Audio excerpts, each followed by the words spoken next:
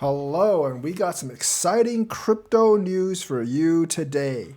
First of all, Wall Street is demanding Ethereum ETFs, not retail investors, but Wall Street. Why is that? Do they really believe in the crusade of crypto, decentralization, power of the people? Of course not. They're Wall Street. Why would they actually believe that? So why would they want an Ethereum ETF? It's because of the fees. They're looking at the massive AUMs that are actually happening with Bitcoin right now, with BlackRock gobbling $15 billion so far in AUM. Even with a 0.5% fee, that's going to be $75 million in fees. And that's just with 15 billion AUM. It's probably going to quadruple that by the end of the year. So they're looking at those fees and they're like, we want that fee. So they want an Ethereum ETF. Would an Ethereum ETF be as popular as a Bitcoin ETF?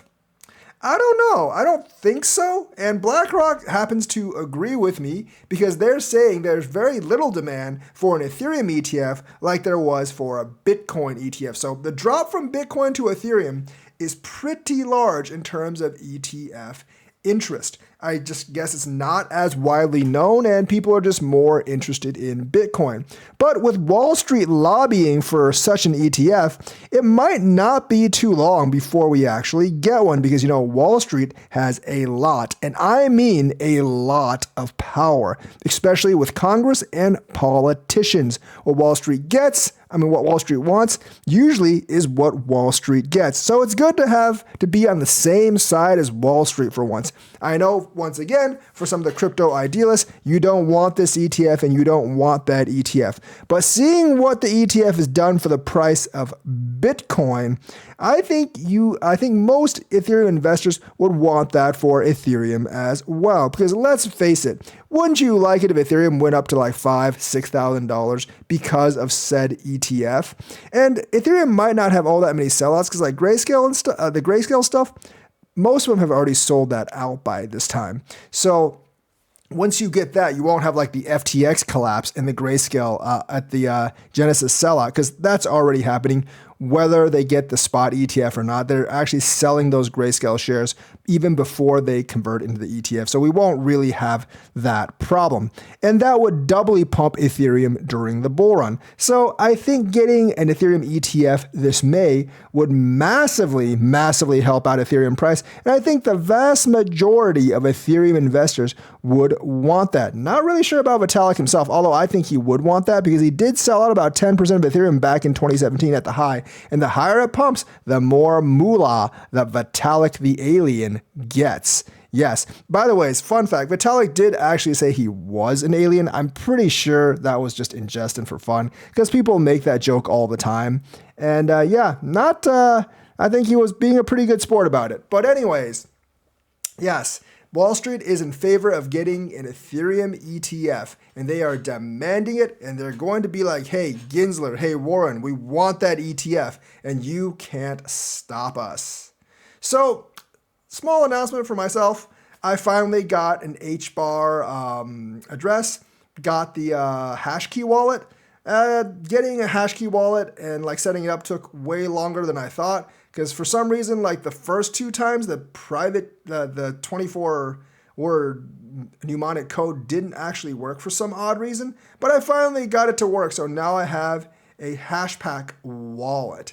That's right. And I have already gotten donations of about $20 worth of HBAR and several meme coins, bringing my entire HBAR net value to, wait for it. I might actually buy some HBAR later myself as well. But if I open up Hashpack, which seems to have more security than the other wallets, by the ways, I have an entire HBAR net worth of $37.49. As you can see, I have HBAR, Saucer Swap, Growth, and Stickbug. Yes, that is my entire HBAR net worth right now. Maybe I'll get some more later. Maybe I won't.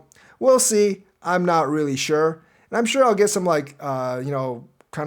meme donations here and there. And maybe one of them will take off and make me super wealthy. But yes, I do have some HBAR stuff right now.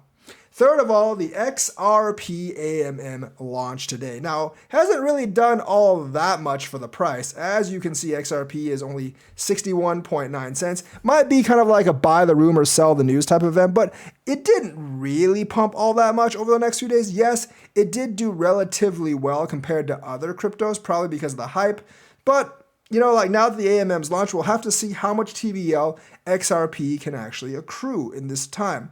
The AMM is nice. It is the first step towards DeFi, and it actually gives the ability to do real DeFi. But the XRP AMM is still not as good as the other AMMs because of the lack of smart contracts and the fact that you can't auto rebalance because of the lack of smart contracts. I know Wheats can do that thing with Xiaohu, but Xiaohu is a fork of XRP, and no one really wants to fork and convert, so that might be a little bit tough. But either way, at least it gives the semblance of DeFi. At least you can earn some yield with their XRP now based on the liquidity pools. And I'm sure that will indeed help XRP's cause in this bull run, because people will want coins that they can get some passive income with, that they can actually lock things up with. And overall, just not a bad thing for XRP to actually get some AMMs, get in the DeFi game, and have another out besides the cross-border transactions and the World Bank domination, because the World Bank domination thing is just not happening. That was always a pipe dream that had pretty much a 0% chance of happening, despite all the conspiracy theories. But at least it has a viable path to price appreciation now via the AMM. So Floki Inu has revealed the roadmap, and it has banking with it. So yes, all of you must bow to the ancient Inu overlords. So the roadmap reveals plans for regulated bank accounts. So Floki wants to bank the unbanked, and everyone in the world will be using Floki Inu as their cash of choice. It's going to destroy the USD and become the world reserve currency. I mean, if XRP people can say it, I can say that about Floki, and it has about the same chance of being true. So Floki Inu plans to introduce regulated digital bank accounts, enabling users to create and fund bank accounts using Floki tokens. Not exactly sure how that's going to work, going between USD and Floki and banking, and I don't know if that's going to work at all in the United States, but we'll see. But they do have a partnership with an unnamed licensed fintech company operating in key jurisdictions such as Canada, Spain, Dominica, Australia, and the UAE, and these accounts will support SWIFT payments and SEPA IBANs. So they're actually coming together with SWIFT and SEPA IBANs. I think they're just going to attach themselves onto the end of SWIFT. They're not trying to replace SWIFT, but they are going to use SWIFT somehow, some way, for Floki services.